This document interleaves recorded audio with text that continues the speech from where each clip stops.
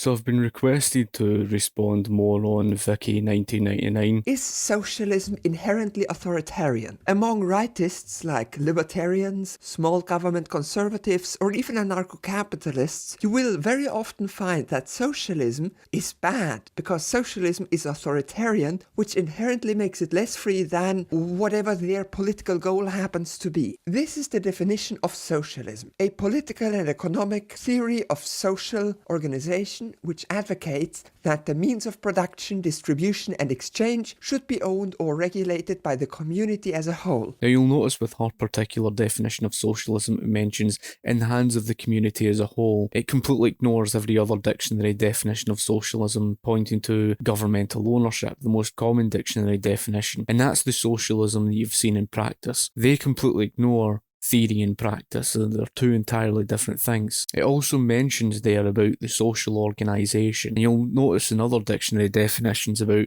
the control. So control or ownership. Control is the antithesis of liberty. As you can see, it says nothing about authoritarianism. Matter of fact, you can have an economy which completely follows this definition without having a government at all. There's the difference between theory and practice, and people like Viki, she doesn't understand the difference between the theory of communism and in practice. And again, you would see this with the Soviet Union. The reason why the Soviet Union could not fully carry out what communism is theoretically is because it's impossible, not just from the human nature perspective, because human beings are self-interested, but also from the perspective of economics. You're faced with the knowledge problem, the economic calculation problem, you're faced with a variety of issues, and that's the reason why Vladimir Lenin and many after him could not get rid of the market completely. The theory of communism, and this is the point that people like yourself have tried to manipulate, is that it seeks to completely get rid of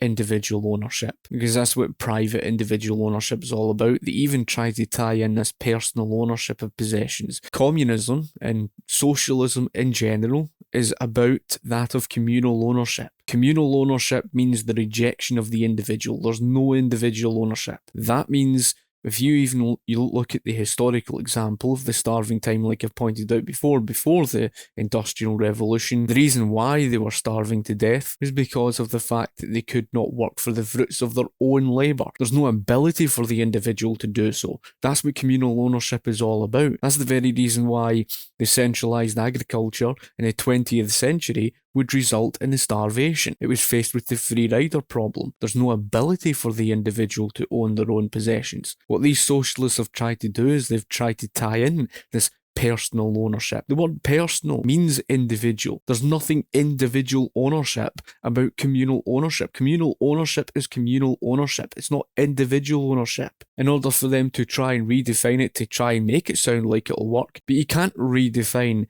collective ownership. You can't redefine communal ownership. Communal ownership is communal ownership. It's nothing to do with the individual. It hasn't got a single thing to do with people being able to go to a shop and freely buy and own their own possessions. And that's what these communists are trying to do. This is exactly what you find with people like Viki. So when you subordinate the individual's rights, you take away the individual's right to own their own possessions, to own their own property. You require authoritarianism. You have to control them. Human beings are self-interested. Let's just imagine for a second that you remove the state. How are you going to stop people going and doing their own thing? Well, the only way that you can do that is through control. And control is the antithesis of liberty. Who's going to stop people going and starting up their own private business? You can't stop that. I recently had an interesting discussion to do with the non-aggression principle and how such an issue could be resolved in terms of if there's voluntarism. So long as you get the non-aggression principle,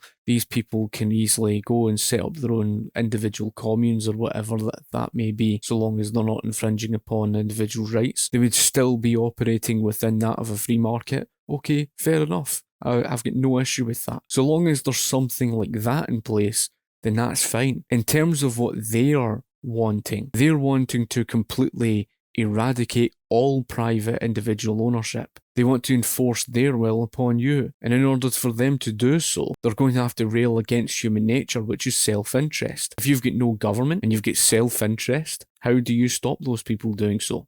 You have to control them. If socialism isn't inherently authoritarian, then Why is it that every single historical example of socialism featured an authoritarian government? Because there's a world of difference between what you have theoretically to what you put into practice. For example, when you try to get rid of the private sector, you need an entity there in order to get rid of it. That's going to be the government. And when the government in practice carries that out, it's going to need a particular individual.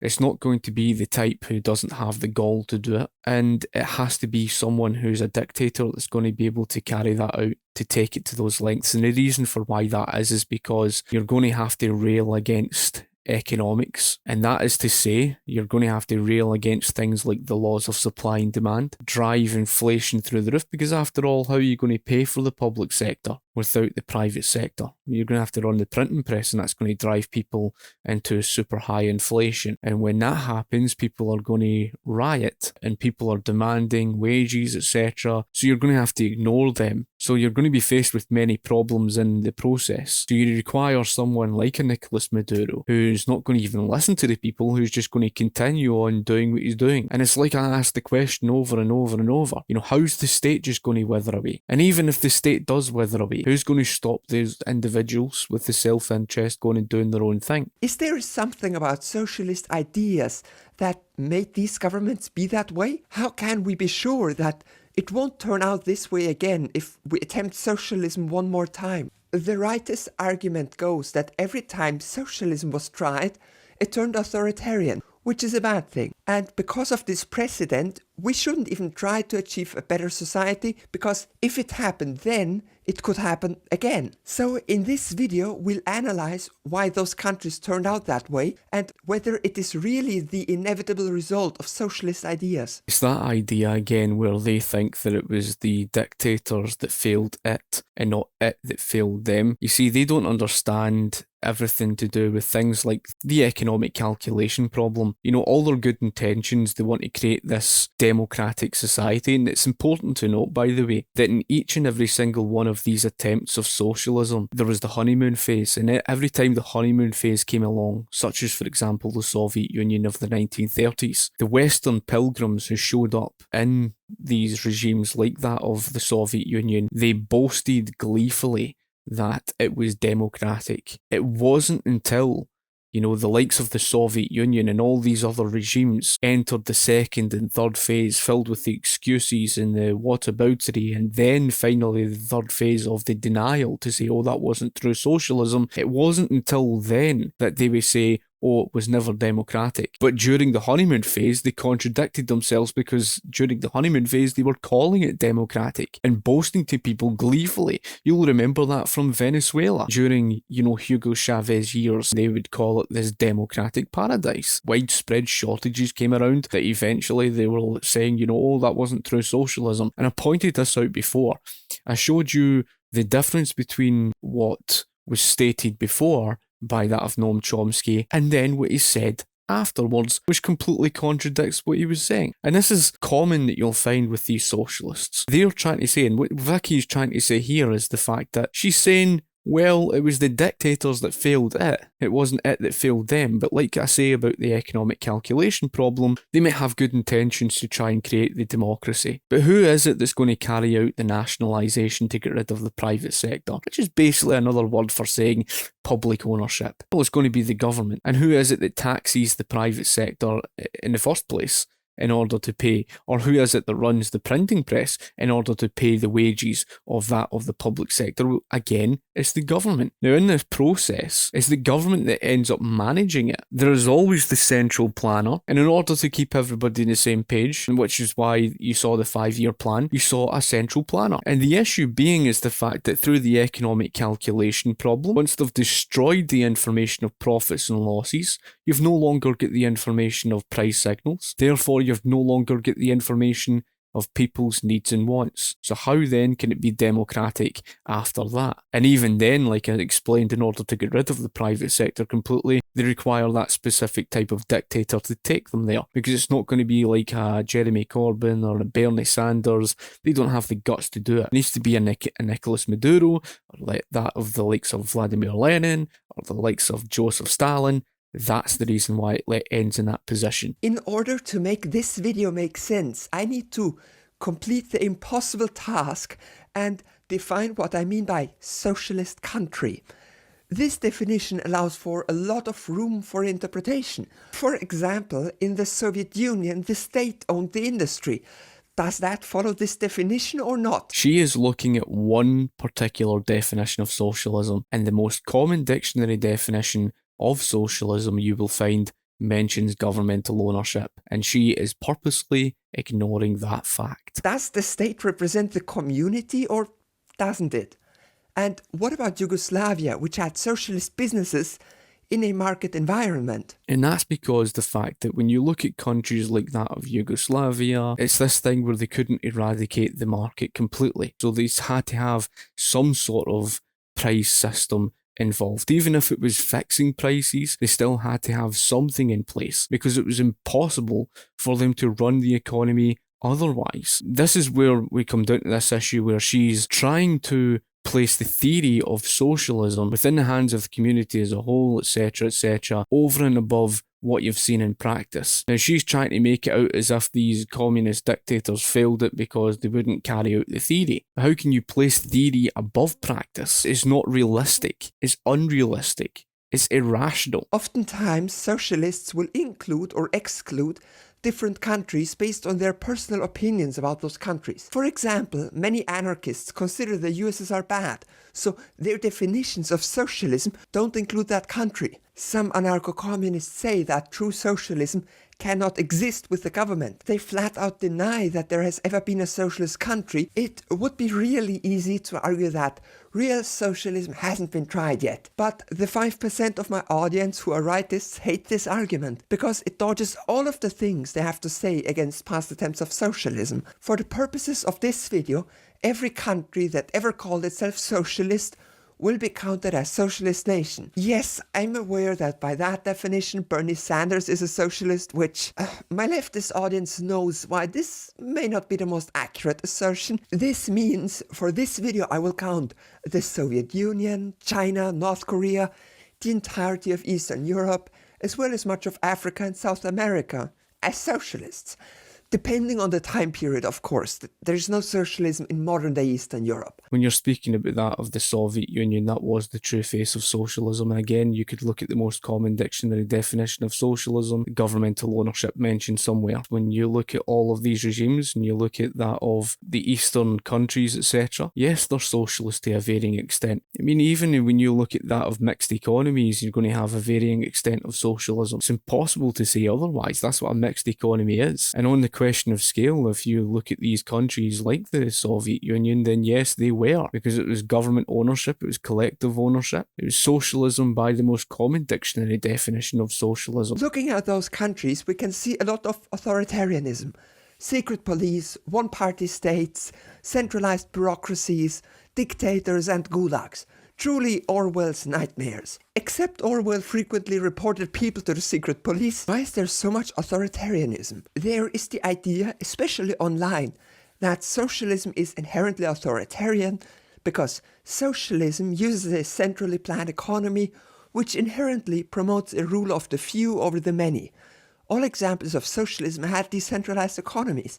So the argument goes that therefore socialism is inherently authoritarian. So reason 1, centralized economies are inherently authoritarian. You may have heard about Terry Eagleton's book titled Why Marx Was Right. I definitely recommend it since it's a nice 21st century look at the past, present and future of socialism. On the topic of bureaucracy in the USSR, Eagleton makes a materialist argument. The theory is that to reach socialism or communism, you need the people to have a lot of materialist things, coats and shoes. And of course, before the socialist revolution in Russia, most had neither shoes nor coats. So when Lenin and his party got in charge, they somehow had to create these products and then distribute them. Of course, they didn't open 10,000 tailor shops. They just created one big efficient factory that mass-produced coats. And then they somehow had to manage this factory and the distribution of the products throughout the entire country. And because of the need to do this for every single product, a centralized bureaucracy developed. as a result of the Russian conditions. So this example of the mass production she's speaking about, she completely ignores the fact that the likes of the West was, of course, financing them with all their technology. Even if to go along with that argument of mass production, first and foremost, I mean, each and every single individual all has their own individual needs and wants. They've all got different tastes. And this was actually an example that you saw with the Soviet Union with the mass production of more than 3 pairs of shoes by the state. What you ended up seeing was massive big long waiting lines, and that was because of the fact that the shoes that they produced did not meet the taste of the consumer. We're not all the same. We don't all have the same needs and wants. So what you ended up seeing was waste. So this was something commonly found throughout that of the Soviet Union. And again, it's sad that I have to actually quote this. And this was by two Soviet Union economists, Nikolai Shmelev and Vladimir Popov, unquote. State purchases increased and now all the distribution centres are filled with these pelts. Industry is unable to use them all, and they often rot in warehouses before they can be processed. The Ministry of Light Industry has already requested Gazprom twice to lower purchasing prices, but the question has not been decided yet. And this is not surprising. Its members are too busy to decide. They have no time besides setting prices on these pelts. They have to keep track of another 24 million prices. So the purpose of that argument is the fact that you require the information of profits and losses. So it wouldn't even matter if you went down the road of a moneyless-based economy, you're still going to be faced with this issue because profits and losses are required information for telling you what you're going to produce, what resources you're going to use, how much to produce, where you're going to allocate the resources, and of course, what to invest more in, and even things like how the resources are transported, etc. She doesn't acknowledge any of this. She just thinks it's a case of, mass producing or something and everybody gets a coat. It doesn't look at the very fact that there's millions of different options in this world. At the end of the day, the central planner was required in order to keep everybody on the same page. It's why the 5-year plan existed. A poorly developed country would develop a central bureaucracy when trying to reach socialism. That's the Eagleton take. There is another explanation for why those countries turned out so authoritarian. It could be because none of them had democracy before they reached socialism. Well, again, the problem with this argument is the fact that democracy already existed in several countries. For example, it's like saying you could have democracy here, but as soon as you go on the road of socialism, there's the problem of it going against economics. For example, you're faced with the economic calculation problem, etc. On their goal towards socialism, they're going to need to get rid of the private sector. So, I mean, you take a country like Great Britain, even if you were to take a country like Scotland that's only got a population of 5 million people, you're still going to be faced with this issue. You have to keep everybody on the same page. That's their end goal. Their end goal is this egalitarian utopia where they're going to try and create this equality in society. When they rail against the economy, when they rail against the laws of supply and demand, I mean, it's a bit like this Rapinoe who's recently been complaining about women's rights and how women are not getting paid the same for that of male football players. Male football players are obviously getting more money because that's where the demand is. People don't want to watch women's sports in terms of football. So that's the very reason why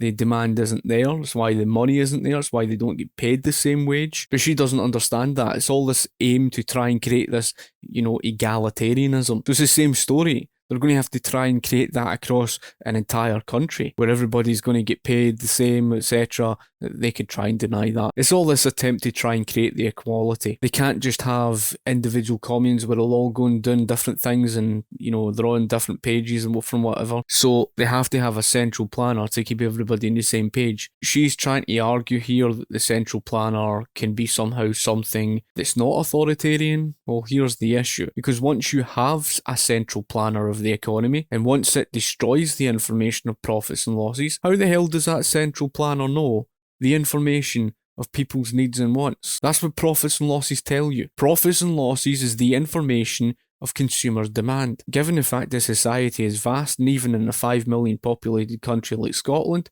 you're going to be faced with a serious problem because each and every single individual are all different from one another. And of course, you've got trillions of different products in this style of economy today. So how the hell does a central planner keep up with all of that information? How does a central planner know the information of people's needs and wants. You can't just centrally plan for an entire population, since everybody's needs and wants are all different from one another. So when it destroys the information of profits and losses, it ends up, overproducing and misallocating it into the wrong parts of the market where demand wasn't there. That's what, these regimes famously do. And they do that because there's no information of market-driven prices. Again, she doesn't understand the economic calculation problem. And they think that they can somehow solve this issue through technology. Technology can't solve the problem because technology has no way of reading the human mind. That's why. China was a feudalist empire or a fascist dictatorship, depending on the region. Russia was a czarist autocracy. Maybe they developed in authoritarian ways because that's what they knew worked. Both the people and the revolutionaries may have believed that democracy is inherently unstable, which is actually kind of true when compared to a dictatorship. So, reason 3 why these countries were authoritarian: because they had no culture of democracy and rather one of authoritarianism. There is something else these countries have in common: civil wars. Every single one of these countries only turned socialist after fighting a civil war against anti-communist forces. The Soviet Union, 5 years of civil war, 8 million dead. China, 15 million dead over 13 years, with a break for World War II in it. And of course, the Eastern Bloc countries didn't experience a civil war before being socialist, but they did experience fascist conquest, occupation, and liberation by the Soviet Union. They were constantly in disagreement with one another. It was just one socialist, disagreeing with another socialist, and what you saw was conflict within the country and the state of direction. She completely ignores yet again that throughout every single regime that you've seen that's socialist, you saw a period of the honeymoon phase. For example, the Soviet Union, where in the 1930s, people calling it gleefully that it was a democratic regime when it really wasn't. And this is, of course, another reason to turn away from liberal democracy. If half your country just fought against you, who is to say they won't vote you out? And of course, for the one in the government, authoritarianism is best. So I propose that we're seeing some survivorship bias here. The reason all socialist countries in history were authoritarian is because due to civil wars, the non-authoritarian ones were destroyed. She thinks that just because Joseph Stalin stepped in and wiped out his competition, that somehow it would have been different if, the other had their way. This was an issue because even under the likes of Vladimir Lenin, etc., you've seen problems where they couldn't get rid of the market completely. You see, there's no explanation from her. She doesn't even give you an explanation as to how you can somehow, on one hand, have individuals and individual ownership, but at the same time have communal ownership at the same time. Unless, of course, you're going to have something of a free society where you do have something like the non-aggression principle. But what she's implying, what she's calling for, is the complete eradication of the entire private sector completely, for a country to be communist, in other words. Well, if that's the case then, and there's no individual rights, no individual liberty at all, how are you going to stop those people then? The only way you can do so is through control. I know there are many libertarian leftists who wrote angry comments when I said that every example of a socialist nation in history was authoritarian, because this is of course not true. There were libertarian and sometimes even anarchist revolutions as well. The idea that all socialist states were authoritarian is a widespread myth. For example, Magnovia, aka the Free Territory, an anarchist region in modern-day Ukraine, which was fighting for their goals around the time of the Russian Revolution. And they were the opposite of authoritarian. They really hated the Soviets, which is why they were eventually attacked and conquered by the Soviet government. Then there was the Confederación Nacional de Trabajo, aka the National Confederation of Labor. It was a faction in the Spanish Civil War, an anarcho-syndicalist one to be exact. And of course there was the Kronstadt Rebellion, yet again in the USSR. I would need more time to pay any of these the respect they deserve. Those libertarian socialists lied about that. They lied about that of the anarchist Catalonia. They lied about that of the Paris Commune. They lied about that of the Ukraine Free Territory, and all three of those regimes ended in terror. Even the Paris Commune, you saw the socialists terrorising private company owners. It was the same thing in anarchist Catalonia. A terror group immediately formed and they gave special privilege to those they let out of prison and were terrorising innocent people. They don't tell you that, however. They like to repaint history and try and repaint it as if it was something utopian. It involved terror, and you saw that more recently with the CHAZ, the Capital Autonomous Zone, a rather childish movement, and you saw the conflict that would happen. What happened was the Soviet Union had granted them and the leader at that time part of this anarchist so-called utopia. They granted it. In other words, if you grant someone their freedom, you're not truly free because you're getting permission for it. True freedom is not being given permission from another. When that leader was acting like a dictator, they just saw it as a waste of time and they stepped in and they crushed the regime. That's exactly what happened to the Ukraine Free Territory. Of course, they don't like that. They're trying to paint it out as if it was this, Ukraine Free Territory, as if it was something libertarian. She doesn't acknowledge the fact that it failed because socialism itself failed. It's an ideology that's impossible. The theory of socialism itself is irrational.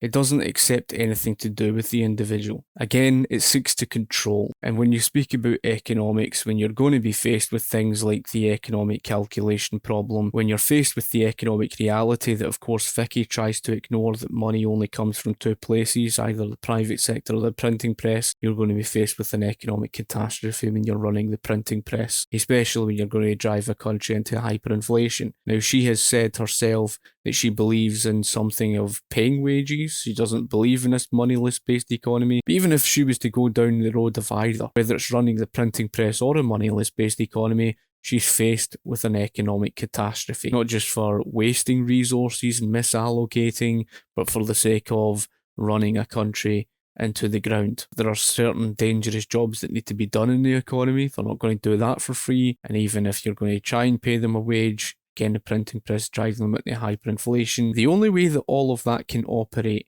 is within a free market economy, is within a capitalist system. That's the only way that that could operate. In other words, to have these individual communes, or whatever they want to call them. You wish to control how much people can earn, how much people can own. You would never for the life of you accept people buying more than others. And that's not what socialism is about anyway. Socialism is not about a market where people exchange. You're now even trying to redefine socialism so that it's got nothing to do with centralisation. That's you redefining socialism, in other words. And the reason why you need to do that is because central planning was an abysmal failure and you know it. That's us won. We've won the intellectual war in that. Once you accept defeat on central planning, you're finished. Because that is the premise of the entire argument of socialism. It was always against the market and decentralisation, but you're conceding that the market's what you require. Without you even realising it, that's you basically saying capitalism works, because that is capitalism. That's what the market's all about. That's why Tito resorted to using the market to a varying extent. I mean, you socialists just don't understand theory and practice. Because the fact that you don't like that, you try to tie the market in with socialism, which proves you don't even understand the entire meaning of socialism. Anyway, folk, I hope you've enjoyed the video. If you've got anything you would like to ask, comment in the comment section below. If you've got anything you would like to add in yourself, comment below. And of course, be sure to like the video, share the video, and I'll be sure to, get back to you. Thank you for watching. I shall talk to you later. Cheers.